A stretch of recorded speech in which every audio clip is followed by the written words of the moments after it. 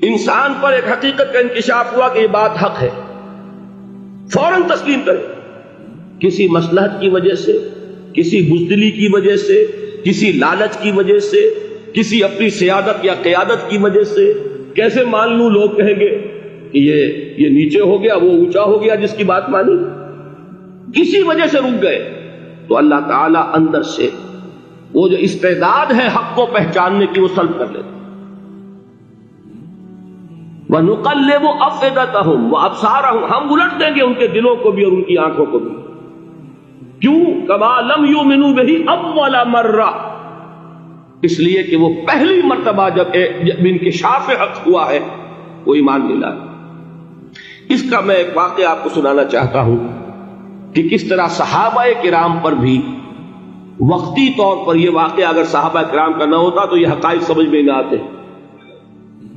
غزوہ تبوک کے موقع پر یہ میں جملہ انکمپلیٹ رہ گیا، ضعف ایمان کا حملہ ہو جاتا تھا، نفاق کا نہیں معاذ اللہ، لیکن ضعف ایمانی کی اگلی منزل شروع ہو جاتی ہے نا نفاق. یہاں جھوٹ بولنا شروع کیا نفاق، جھوٹی قسمیں کھانی شروع کی سیکنڈ سٹیج، اور جہاں مومنین صادقین سے بغض اور عداوت پیدا ہو گیا وہ تھرڈ سٹیج. تو وہ ضعف ایمان کا کیسے ہوتا ہے یہ حضرت کعب ابن مالک نے بڑی تفصیل سے بیان کیا ہے.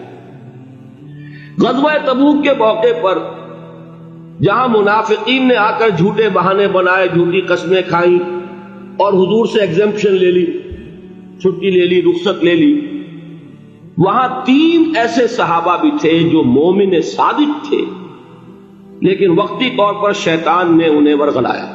کیسے ورغلایا وہ سمجھ لیجیے. کعب ابن مالک نے تفصیل سے بیان کیا ہے، اور میرے نزدیک یہ جہاں تک میرا مطالعہ ہے طویل ترین حدیث ہے، بخاری اور مسلم میں بھی موجود ہے. حضور جب واپس آئے ہیں اور اب آپ نے ایک ایک کو بلایا، جن لوگوں نے تو پہلے جھوٹی قسمیں کھا لی تھی ان کو تو بلانے کی ضرورت نہیں تھی، لیکن کچھ لوگ ایسے بھی تھے کہ جنہوں نے ایگزمپشن بھی نہیں لی تھی اور گئے بھی نہیں تھے. اب ان کو آپ نے ایک ایک کر کے پیشی ہوئی، آپ کیوں نہیں گئے تھے؟ تو اب جو منافقین تھے ان میں سے انہوں نے اس موقع پہ جھوٹی قسمیں کھا لی. خدا کی قسم حضور ہم تو بالکل تیار تھے، پوری میں نے تیاری بھی کر لی تھی، پورا ارادہ تھا، یہ وقتی طور پر یہ مصیبت مجھ پر آ پڑی. جس نے قسم کھائی انہوں نے کہا اچھا ٹھیک ہے جائیے. کعب ابن مالک کی باری آئی تو ان کے الفاظ اپنے یہ کہ جب میں پیش ہوا تو حضور کے چہرے مبارک پر ایک غصے والی مسکراہٹ تھی. زہر خلق کہتے ہیں، ایک مسکراہٹ ہے لیکن غصے کے ساتھ غضبناک. آپ فرمائیے آپ کیوں نہیں گئے؟ حضرت کعب یہ فرماتے ہیں کہ میں نے عرض کیا کہ حضور زبان میرے پاس بھی ہے، جھوٹ میں بھی بول سکتا ہوں، لیکن جھوٹ بول کر میں اس وقت آپ کی ناراضگی سے تو بچ جاؤں گا لیکن اللہ کے پکڑ سے نہیں بچ سکوں گا. میں اعتراف کرتا ہوں کہ جتنا صحت مند میں اس زمانے میں تھا کبھی نہیں تھا، جتنا فارغ البال اس وقت تھا کہ میرے پاس ساز و سامان موجود تھا راستے کے لیے، اتنا میں کبھی نہیں تھا. لیکن ہوا کیا؟ ہوا یہ کہ مجھے میرے نفس نے، شیطان نے پٹی پڑھائی. وہ پٹی کیا پڑھائی کہ حضور تو 30,000 کے لشکر کے ساتھ چلیں گے تو لشکر تو سلولی موو کرے گا نا، تمہارے پاس بڑی تکڑی، بڑی توانا صحت مند اونٹنی ہے، تم ذرا 2 دن بعد چلنا تیزی کے ساتھ اور حضور سے مل جانا، بس یہ تاخیر کا حربہ. تو انہیں خیال آیا کہ ابھی 2 دن گھر کی ٹھنڈی چھاؤں ہے، میں یہاں پہ جو آرام ہے وہ کر لوں. مجھے جگر کا شعر یاد آیا ہے کہ تپتی راہیں مجھ کو پکارے، دامن پکڑے چھاؤں گھنیری. ایک طرف فرض کی پکار ہے، اس میں تو ظاہر بات ہے کہ وہ تپتی راہیں ہیں. لا تنظروا فی الحر سنا چکا ہوا ہے.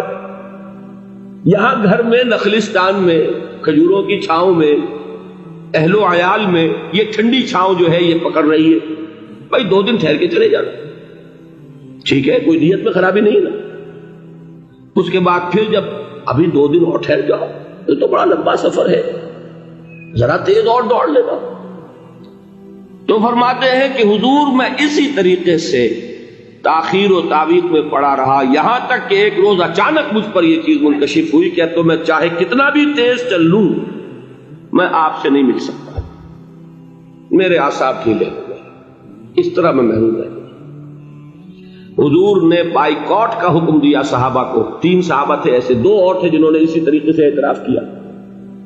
حضور نے حکم دے دیا کوئی ان سے گفتگو نہ کرے، سوشل بائیکاٹ، بڑی سخت سزا تھی جو دی گئی ہے، اس کی بڑی تفاصیل ہے، اللہ تعالیٰ شوق دے تو وہ حدیث پوری پڑھی ہے، میں نے تو 2 جمعوں میں ایک مرتبہ صرف اس ایک حدیث کو بیان کیا تھا، شاید کئی کیسٹس ہوں میرے ہاں، ہمارے نمبر کوئی مجھے یاد نہیں ہے، لیکن یہ بڑی عجیب حدیث ہے۔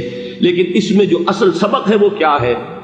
اس طریقے سے شیطان لے تو لال، تاخیر، تعویق، ابھی کیا جلدی ہے، ذرا اس کام سے فارغ ہو لو، ذرا پھر تلافی کر لینا، ذرا زیادہ زور سے کام کر لینا، یہ وہ چیز ہے کہ جو وہ تو خیر صحابی تھے بچ گئے، اگر وہاں جھوٹی قسم بھی کھا دیتے تو گئے تھے۔ یہ تو اتنا ہی ہے نا، مردی و نامردی قدم فاصلہ دارت، اس میں تو یہی ہے کہ ذرا ایک جھوٹی قسم کھا دیتے، جھوٹے بہانہ بنا دیتے تو اب ضعف ایمان نہ رہتا، وہ نفاق کی سرد شروع ہو گئی۔ وہ اللہ تعالیٰ نے ان کو بچایا۔